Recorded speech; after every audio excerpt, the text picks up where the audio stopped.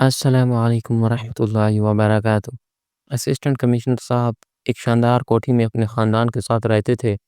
ایک دن ان کے بنگلے پر ایک بوڑھی عورت آئی جس کے سر پر ایک گٹھڑی رکھی ہوئی تھی۔ اس گٹھڑی میں بچوں کے کھلونے اور کچھ نئی چادریں ہوتی ہیں۔ وہ گیٹ پر کھڑے گارڈ سے کہتی ہے کہ مجھے اندر جانا ہے۔ گارڈ اسے روک لیتا ہے اور پوچھتا ہے کہ آپ یہاں کیا کرنے آئی ہیں اور کس سے ملنا چاہتی ہیں۔ تو وہ بوڑھی عورت بتاتی ہے کہ میں تو ہمارے اسسٹنٹ کمشنر صاحب کی ماں ہوں اور انہی سے ملنے کے لیے گاؤں سے آئی ہوں۔ یہ سن کر گارڈ حیران رہ جاتا ہے کیونکہ اس بوڑھی اماں کی حالت بہت خراب تھی۔ اس نے پرانے پھٹے کپڑے پہنے ہوئے تھے اور سر پر گٹھڑی رکھی تھی۔ دیکھنے میں ایسا لگ رہا تھا جیسے کوئی بھکاری ہو۔ گارڈ کو اس کی بات کا یقین نہیں ہوتا، لیکن پھر بھی وہ اسے ایک طرف سائے میں بٹھا دیتا ہے اور اندر جا کر اپنے صاحب کو ساری بات بتا دیتا ہے۔ جب اسسٹنٹ کمشنر صاحب یہ سنتے ہیں تو فوراً باہر آ جاتے ہیں۔ ان کے ساتھ ان کی بیوی بھی باہر آتی ہے۔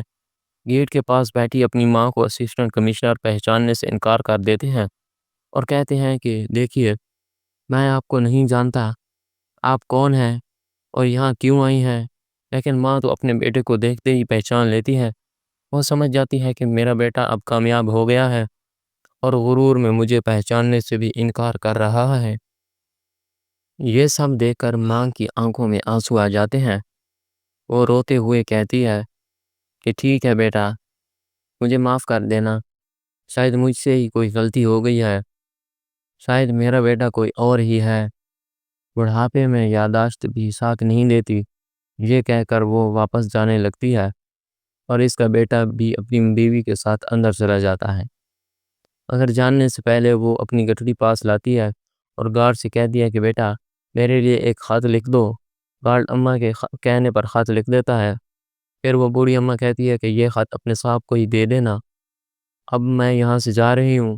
آخر اس بوڑھی ماں نے خط میں کیا لکھوایا تھا اور کیوں اس کے بیٹے نے ماں کو پہچاننے سے بھی انکار کر دیا تھا؟ آئیے جانتے ہیں پوری حقیقت کو اس کہانی میں۔ لیکن کہانی شروع کرنے سے پہلے آپ سے ایک گزارش ہے کہ اس کہانی کو لائک کر دیں اور چینل کو سبسکرائب بھی ضرور کریں۔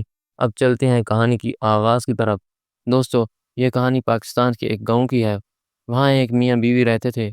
شوہر کا نام عبدالرؤف اور بیوی کا نام ختیجہ بی بی تھا۔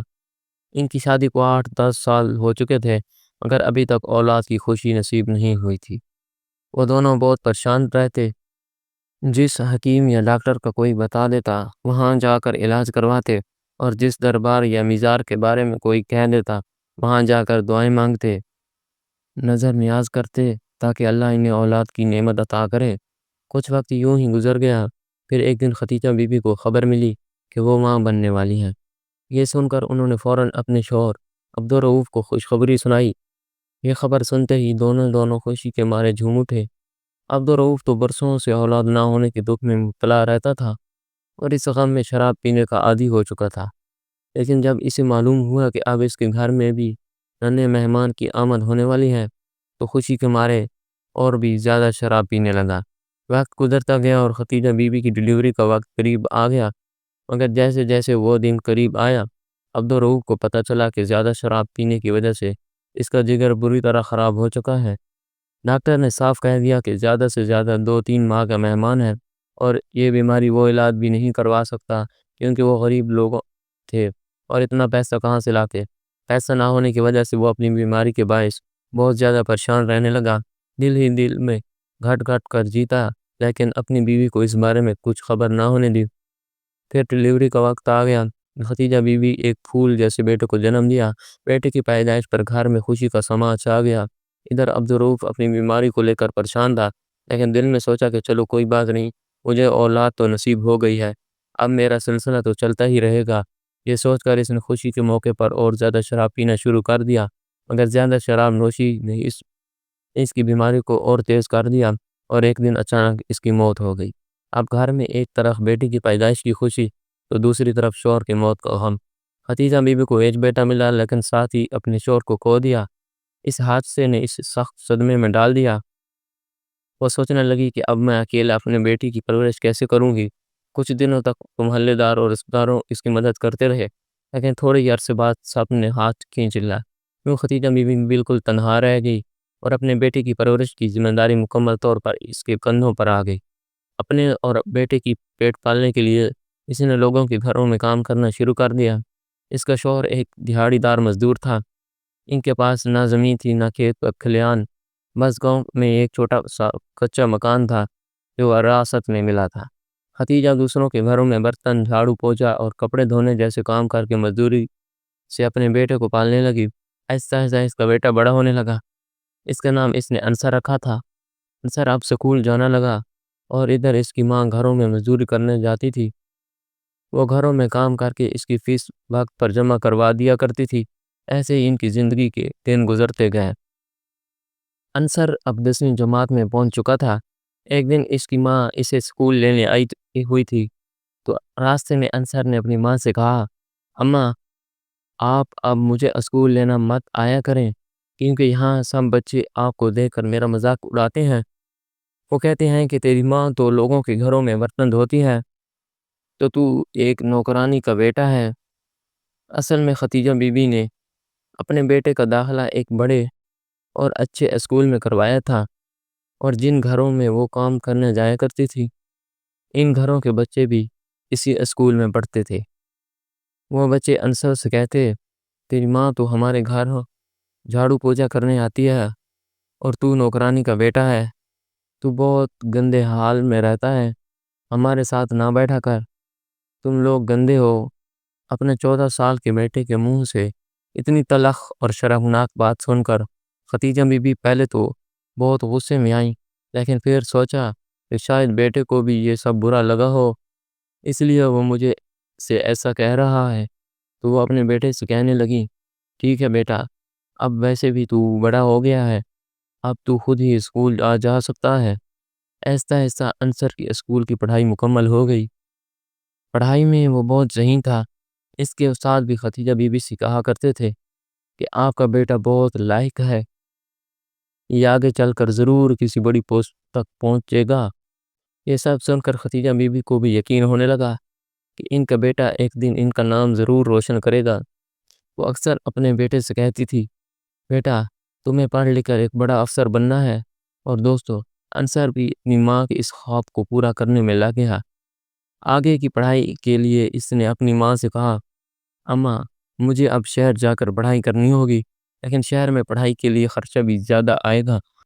اس پر ماں نے کہا، بیٹا تو پیسوں کی فکر نہ کر، میں آج 3 گھروں میں کام کر رہی ہوں، کل سے 5 گھروں میں کام کر لوں گی، میں کام کے گھروں کی تعداد بڑھا لوں گی، لیکن تجھے پیسوں کی تنگی کبھی نہیں آنے دوں گی، بس تو جی جان اور لگن کے ساتھ اپنی پڑھائی جاری رکھنا۔ یہ کہہ کر انصر پڑھنے کے لیے شہر چلا گیا۔ اب ماں ہر مہینے 8 سے 10 ہزار روپے اس کے خرچ کے لیے بھیج دیا کرتی تھی۔ آہستہ آہستہ اس کی گریجویشن بھی مکمل ہو گئی۔ گریجویشن مکمل کرنے کے بعد اس نے سرکاری نوکری حاصل کرنے کے لیے کوچنگ بھی شروع کر دی، کیونکہ انصر نے بچپن سے ہی اپنے گھر کی غربت اور تنگ دستی دیکھی تھی، اس لیے وہ بڑی محنت اور لگن سے پڑھائی پر فوکس کرتا رہا۔ اللہ کے فضل سے ایک دن اس کی محنت رنگ لے آئی اور وہ ایک اسسٹنٹ کمشنر بن گیا۔ اسسٹنٹ کمشنر بنتے ہی اس نے سب سے پہلے یہ خوشخبری اپنی ماں کو سنائی۔ یہ خبر سننے کے بعد ختیجہ بی بی کو خوشی کا کوئی ٹھکانہ نہ رہا۔ ان کی آنکھوں سے خوشی کے آنسو بہنے لگے۔ پورے محلے میں وہ ڈھنڈور پیٹنے لگی، میرا بیٹا اسسٹنٹ کمشنر بن گیا ہے، میرا بیٹا بڑا افسر بن گیا ہے۔ مگر محلے کے لوگوں ان کی بات کا یقین نہ کرتے۔ وہ سمجھتے کہ یہ بڑھیا بڑھاپے میں پاگل ہو گئی اور الٹی سیدھی باتیں کر رہی ہے۔ وہ کہتا ہے کہ اس کا بیٹا تو کئی سال پہلے اسے چھوڑ کر شہر چلا گیا تھا، ایک کام والی کا بیٹا بھلا اسسٹنٹ کمشنر کیسے بن سکتا ہے۔ لوگ ان کا مذاق اڑاتے ہیں، مگر ختیجہ بیوی کو اس بات کی بے حد خوشی تھی کہ ان کا بیٹا افسر بن چکا ہے۔ کچھ عرصے بعد انصر اپنی ٹریننگ کے لیے چلا گیا۔ ٹریننگ کے دوران ہی اسے ایک لڑکی سے محبت ہو گئی اور وہ اپنی ماں کو بتائے بغیر اس لڑکی سے شادی کر بیٹھا۔ جب انصر کو اس لڑکی سے محبت ہوئی تھی تو وہ دونوں خوب باتیں کرتے تھے، مگر انصر نے کبھی اسے اپنی فیملی یا اپنی بوڑھی ماں کے بارے میں کچھ نہیں بتایا تھا۔ اس نے اس لڑکی سے یہ کہا ہوا تھا کہ میں بالکل یتیم ہوں، میرا اس دنیا میں کوئی نہیں ہے۔ ٹریننگ مکمل ہونے کے بعد اس کی پوسٹنگ ہو گئی۔ شادی تو پہلے ہی کر چکا تھا۔ پھر ایک دن اس نے یہ بات اپنی ماں کو بتا دی۔ یہ سنتے ہی ختیجہ بی بی رونے لگی، کیونکہ انہوں نے اپنے بیٹے کی شادی کے بڑے خواب سجا رکھے تھے اور بیٹے نے ایک ہی لمحے میں ان خوابوں کو چکنا چور کر دیا۔ اس کے بعد ماں بیٹے کے درمیان کافی باتیں ہوئیں۔ انصر نے اپنی ماں سے کہا، اماں میں اب اسی شہر میں نوکری کر رہا ہوں، مجھے رہنے کے لیے ایک بڑا شاندار سرکاری بنگلہ بھی ملا ہے، میں اپنی بیوی کے ساتھ ہنسی خوشی رہ رہا ہوں۔ اس نے اپنی ماں کو اپنا پتہ بھی دے دیا۔ تو ماں نے کہا، بیٹا تو مجھے لینے کب آئے گا؟ کم از کم مجھ سے ملنے تو آ جا، اپنی بیوی سے بھی ملوایا کر، ایک بار بہو کو تو دکھا دے۔ لیکن انصر ہر بات گھما کر دیتا اور کہہ دیتا، ماں وقت آنے پر میں آپ کو بھی لے آؤں گا اور آپ کی بہو سے بھی ملاقات کرا دوں گا۔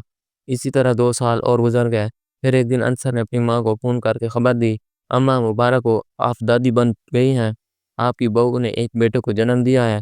پھر سنتے ہی بوڑھی اماں کے ارمان اور بھی بڑھ گئے، کیونکہ ابھی تک تو انہوں نے اپنی بہو کو بھی نہیں دیکھا تھا اور اب پوتے کی خوشی بھی مل گئی تھی۔ یہ سب سوچ کر ختیجہ بی بی کی بے چینی بڑھنے لگی، وہ بہت زیادہ پریشان ہو گئی۔ انہوں نے پھر اپنے بیٹے سے پوچھا، بیٹا تو مجھے لینے کب آئے گا؟ یہاں سب لوگ میرا مذاق اڑاتے ہیں، کہتے ہیں کہ بڑھاپے میں یہ پاگل ہو گئی ہے جو ہر کسی سے کہتی پھرتی ہے کہ میرا بیٹا اسسٹنٹ کمشنر بن گیا ہے۔ اگر وہ اتنا بڑا افسر ہوتا تو کب کا مجھ سے اپنے ساتھ لے گیا ہوتا، لیکن اس پاگل بڑھیا کو کون سمجھائے؟ مگر انصر پھر سے بات کو ٹال دیا، اماں وقت آنے پر میں سب کے منہ خود ہی بند کر دوں گا۔ دوستو اب وہ دادی بن چکی تھی اور دادی بننے کی خوشی ان کے دل میں بہت زیادہ تھی۔ ختیجہ بی بی کے پاس کچھ پیسے جمع تھے اور وہ ان پیسوں کو لے کر خود ہی اپنے بیٹے سے ملنے نکل پڑیں۔ انصر نے جو پتہ بتایا تھا وہ انہیں یاد تھا۔ سب سے پہلے وہ بازار گئیں اور اپنی بہو کے لیے ایک سوٹ خریدا، اپنے پوتے کے لیے کھلونے خریدے اور ساتھ کچھ مٹھائی بھی لے لی۔ یہ سب سامان ایک گٹھڑی میں باندھ کر سر پر رکھا اور ٹرین پکڑ کر اسی شہر جا پہنچی جس کا پتہ انصر نے دیا تھا۔ اب دوستو اپنے بیٹے کے گھر کو ڈھونڈنے میں انہیں کافی پریشانی ہوئی، لیکن چونکہ انہیں اپنے بیٹے کا نام معلوم تھا اور یہ بھی کہ وہ اسسٹنٹ کمشنر ہے، تو انہوں نے رکشے والے سے کہا، مجھے اسسٹنٹ کمشنر انصر کے گھر لے چلو، میں ان کی ماں ہوں۔ پہلے تو رکشے والے کو یقین نہ آیا کیونکہ بڑھیا بہت ہی غریب حالت میں تھی۔ وہ سوچنے لگا کہ بھلا ایک بڑے افسر کی ماں ایسی حالت میں کیسے ہو سکتی ہے، لیکن پھر بھی وہ انہیں اسسٹنٹ کمشنر کے گھر تک چھوڑ آیا اور کہا، اماں اتر جائیے، یہ وہی افسر کا گھر ہے، اس افسر سے آپ ملنا چاہتی ہیں، ان کا نام بھی باہر دیوار پر لگی پلیٹ پر لکھا ہوا ہے۔ جیسے ہی ختیجہ بی بی گیٹ کے اندر جانے کی کوشش کرتی ہے تو باہر کھڑا گارڈ انہیں روک لیتا ہے اور کہتا ہے، اماں کہاں گھسی چلی آ رہی ہو، آپ کو یہاں کس سے ملنا ہے؟ تو بڑھیا کہتی ہے، بیٹا مجھے تمہارے صاحب سے ملنا ہے اور میں ان کی ماں ہوں، تم جا کر اپنے صاحب سے کہو کہ ان کی ماں ان سے ملنے کے لیے آئی ہے۔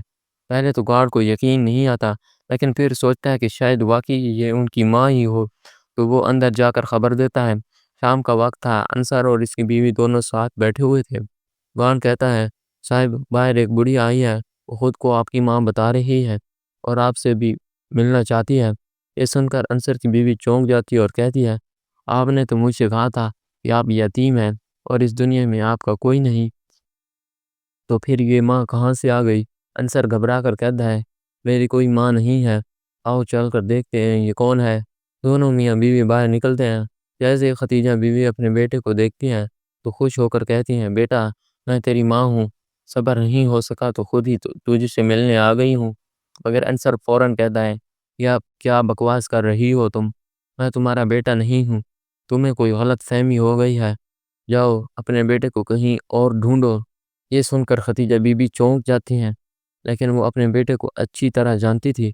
انہیں یقین ہو گیا کہ اب ان کا بیٹا کامیاب انسان بن کر اپنی ماں کی کوئی اہمیت نہیں سمجھ رہا ہے، اس لیے ملنا بھی نہیں چاہتا۔ پھر وہ اپنی بہو کی طرف دیکھتے ہوئے کہتی ہے، بیٹی کوئی بات نہیں، شاید مجھ سے ہی کوئی غلطی ہو گئی ہے، عمر کا تقاضا ہے، بڑھاپے میں آنکھیں کمزور ہو جاتی ہیں، اس لیے غلطی سے تمہارے گھر آ گئی۔ یہ کہہ کر انصر اپنی بیوی کے ساتھ اندر چلا جاتا ہے اور ادھر بڑھیا اکیلی دروازے پر کھڑی رہ جاتی ہے۔ تیجا بی بی گارڈ کو بلاتی ہے اور کہتی ہے، بیٹا کیا تم میرے لیے ایک خط لکھ سکتے ہو؟ گارڈ کہتا ہے ٹھیک ہے اماں، میں لکھ دیتا ہوں، بتاؤ خط میں کیا لکھوں؟ بڑھیا ایک خط لکھواتی ہے اور کہتی ہے جب میرا بیٹا باہر آئے تو یہ خط چپکے سے اسے دے دینا، اور اگر وہ میرے بارے میں پوچھے تو کہہ دینا کہ اماں جہاں سے آئی تھی وہیں واپس چلی گئی ہیں۔ گارڈ خط اپنے پاس رکھ لیتا ہے، لیکن اندر ہی اندر بہت پریشان تھا کہ آخر اس خاتون نے خط میں ایسی بات کیوں لکھوائی ہے، کیونکہ جو باتیں خدیجہ بی بی نے اس خط میں لکھوائی تھی انہیں لکھنے کے بعد خود گارڈ بھی حیران اور پریشان رہ گیا۔ کچھ دیر بعد اسسٹنٹ کمشنر انصر باہر آتے ہیں اور گارڈ سے پوچھتے ہیں میری ماں کہاں گئی؟ تو گارڈ خط دیتے ہوئے کہتا ہے صاحب آپ کی ماں وہیں چلی گئی ہے جہاں سے آئی تھی۔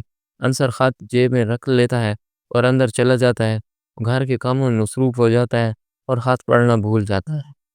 رات کو جب وہ اپنے کپڑے بدل کر نائٹ ڈریس پہنتا ہے تو اس کی بیوی وہ کپڑے اٹھا کر رکھنے لگتی ہے، تبھی اس کی جیب سے وہ خط نکال کر نیچے گر جاتا ہے۔ انصر کے سامنے ہی خط زمین پر آتا ہے تو اسے یاد آتا ہے کہ یہ تو ماں کا خط ہے جو میں پڑھنا ہی بھول گیا۔ خط کو دیکھتے ہی اس کے چہرے کا رنگ اڑنے لگتا ہے۔ انصر کی بیوی وہ خط اٹھا کر پڑھنے لگتی ہے۔ خط پڑھنے کے بعد اس کی آنکھوں سے آنسو بہنے لگتے ہیں۔ پھر وہ اپنے شوہر کی طرف دیکھتے ہوئے کہتی ہے آخر تم اتنے پڑھے لکھے انسان ہو کر اپنی ماں کے ساتھ اتنی گھٹیا حرکت کیسے کر سکتے ہو؟ ایک وہ ماں ہے جس نے تمہیں اپنی جان کی پرواہ کیے بغیر اس حال تک پہنچایا، اور ایک تم ہو جو آج اسے پہچاننے سے بھی انکار کر گئے۔ مشکلوں کے بیچ ماں نے بھی مجھے پڑھا لکھا کر اس قابل بنایا، اور آج میں نے اسی کا یہ صلہ ادا کیا، اسے پہچاننے سے ہی انکار کر دیا۔ یہ بات سن کر وہ اپنی بیوی سے کہتا ہے مجھے معاف کر دو، مجھے انجانے میں بہت بڑی غلطی ہو گئی ہے۔ میں نے شروع میں تم سے کچھ نہیں بتایا تھا، لیکن یہی سچ ہے کہ وہ میری ماں ہے جنہوں نے مجھے پالا اور پڑھایا ہے اور اس قابل بنایا ہے، لیکن جب وہ اچانک یہاں آ گئیں تو میں گھبرا گیا کہ کہیں میرا بید نہ کھل جائے، اس لیے میں نے انہیں پہچاننے سے انکار کر دیا۔ اس کے بعد اس کی بیوی اس سے سمجھاتی ہے کہ یہ بہت غلط بات ہے، تم اپنی ماں کے ساتھ اچھا نہیں کیا، انہوں نے تمہیں بچپن سے پالا ہے۔ بیوی کی باتوں پر انصر بہت ہی جذباتی ہو جاتا ہے اور اس کی آنکھوں میں آنسو آ جاتے ہیں۔ پھر وہ سوچنے لگتا ہے کہ میں نے آج تک اپنی ماں کے ساتھ جو بھی رویہ اختیار کیا ہے وہ بالکل غلط تھا۔ وہ فیصلہ کرتا ہے کہ صبح سویرے ہی اپنی ماں اور بیٹے کو لے کر گاؤں چل جاؤں گا اور اپنی ماں سے معافی مانگوں گا اور انہیں بھی اپنے ساتھ لے آئیں گے۔ تو دوستو آپ بھی یہی سوچ رہے ہوں گے کہ آخر بوڑھی اماں نے خط میں ایسا کیا لکھوایا تھا؟ دوستو اس خط میں بوڑھی اماں نے لکھوایا تھا بیٹا میں نے تجھے پال پوس کر اس لیے بڑا نہیں کیا تھا کہ ایک دن تم مجھے ہی بھول جائے اور پہچاننے سے بھی انکار کرے، لیکن میں سمجھ چکی ہوں کہ تم اب بڑے آدمی بن گئے ہو اور تمہیں اب میری کوئی ضرورت نہیں، تمہارا اپنا ایک خاندان ہے۔ تو میں دعا کرتی ہوں کہ تم ہمیشہ خوش رہو، اور یہ بھی دعا کرتی ہوں کہ کل کو تمہارا بیٹا تمہیں پہچاننے سے انکار نہ کرے۔ یہ سب باتیں اس خط میں لکھی ہوئی تھی۔ اگلے دن دونوں میاں بیوی اپنے بچے کو لے کر اسی گاؤں پہنچتے ہیں جہاں اماں رہتی تھیں۔ اس کے بعد انصر اپنی ماں کے قدموں میں گر جاتا ہے اور اپنی ماں کے قدموں میں گر کر ہاتھ جوڑ کر معافی مانگتا ہے، اور اس کی بیوی بھی اپنی سانس سے معافی مانگتی ہے، کہتی ہے کہ ماں یہ سب میری ہی وجہ سے ہوا ہے، کیونکہ انہوں نے مجھے پہلے ہی بتا دیا تھا کہ اب اس دنیا میں ان کا کوئی نہیں ہے، اور جب آپ اچانک ہمارے سامنے آ گئیں تو یہ گھبرا گئے اور کچھ بھی سمجھ نہیں پائے، اس لیے الٹا سیدھا بول دیا، لیکن پوری رات یہ اسی بات کو سوچ سوچ کر روتے رہے۔ انہیں اپنے کیے پر بہت پچھتاوا ہے، آپ انہیں معاف کر دیجئے۔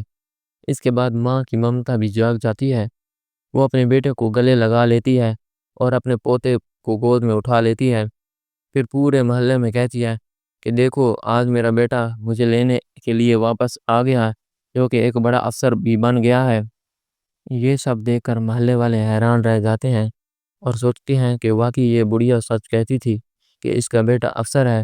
اس کے بعد انصر اپنی ماں کو اپنے ساتھ شہر لے آتا ہے اور اپنے گھر میں رکھ کر ان کی بہت اچھی دیکھ بھال کرتا ہے۔ اس کی بیوی بھی خدیجہ بی بی ماں کے ساتھ نہایت اچھا سلوک کرتی ہے، اور خدیجہ بی بی اپنے پوتے کے ساتھ دن بھر کھیلتے ہوئے خوش رہا کرتی ہیں۔ تو دوستو یہ تھی آج کی کہانی، جس میں ایک افسر نے اپنی ماں کو پہچاننے سے انکار کر دیا، جبکہ ماں نے ساری زندگی مشکلات سہ کر اپنے بیٹے کو پالا تھا۔ تو آپ کو کیا کرنا چاہیے اس افسر کے بارے میں، اس کی ماں کے بارے میں آپ کی کیا رائے ہے، اور اس کی بیوی کے بارے میں آپ کی کیا خیالات ہیں؟ ہمیں کمنٹ کر کے ضرور بتائیں۔ اگر کہانی آپ کو ذرا بھی پسند آئی ہو تو ہمارے چینل کو سبسکرائب کر لیجئے اور ویڈیو کو لائک بھی ضرور کیجئے۔ پھر ملتے ہیں ایک اور نئی دلچسپ کہانی کے ساتھ، تب تک کے لیے اللہ حافظ۔